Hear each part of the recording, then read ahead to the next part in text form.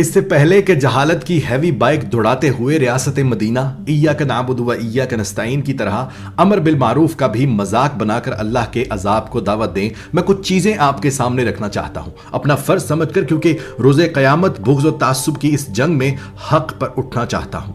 अमर bill मारूफ कुरान की आयात में से है और ये अल्लाह का बड़ा वाज़ेह और सख्त पैगाम है, जिसका मतलब यह है कि जब हक और बातिल, झूठ और सच, नेकी और बदी में तुम्हें चुनना पड़े तो हक को चुनना। मैंने यहां तक पढ़ा है कि अगर तुम हक को ना चुनो तो यह तवक्को मत रखना कि तुम्हारी दुआएं कबूल होंगी।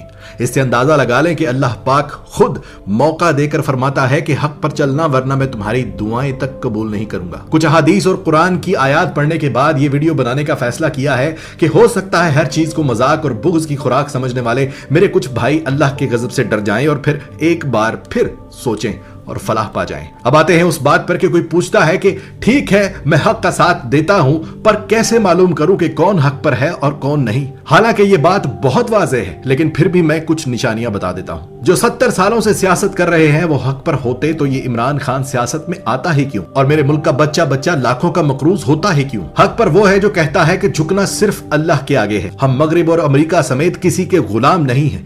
हक पर वो है जो सारी कौम को साथ लेकर चलता है, जो हमेशा अपनी कौम को मुत्तहिद करता है, ना सिंधी कार्ड खेलता है, ना बलोच कार्ड खेलता है, ना पंजाबी कार्ड खेलता है, ना कश्मीर कार्ड खेलता है, सारी कौम को मेरे पाकिस्तानियों कहकर मुखातिब करता है। हक पर वो है जिसने अपनी जिंदगी की परवाह किए बगैर अक़वाम मुत्तहिदा में इस्लामोफोबिया के खिलाफ जंग लड़ी और जीत कर भी आया। हक पर वो है जो मेड इन पाकिस्तान पर यकीन रखता है, जो कपड़े जूते से लेकर हर चीज पाकिस्तानी इस्तेमाल करता है और कौम से भी यही गुजारिश करता है कि अपने मुल्क की इकोनॉमी को मजबूत करो।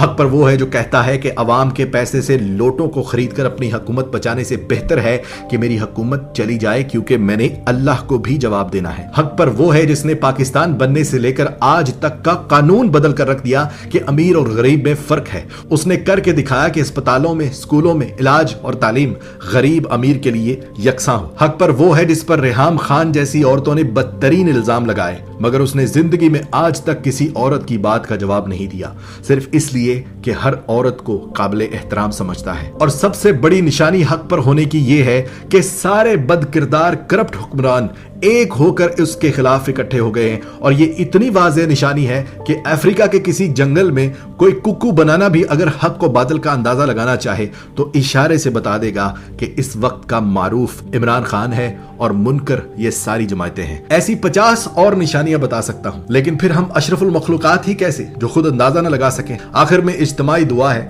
या अल्लाह आज के इस सख्ती के दौर में भी या अल्लाह इस्तकामत अता फरमाना, या अल्लाह हक का साथ देने का शर्फ बख्शना, या अल्लाह जब दुनिया से जाएं तो सीने पर हक के तीर हों मगर मुनकरीन की बैत का दाग ना हो।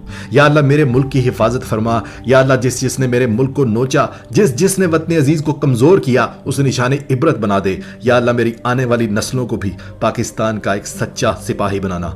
आमीन। पाकिस्तान जिंदाबाद।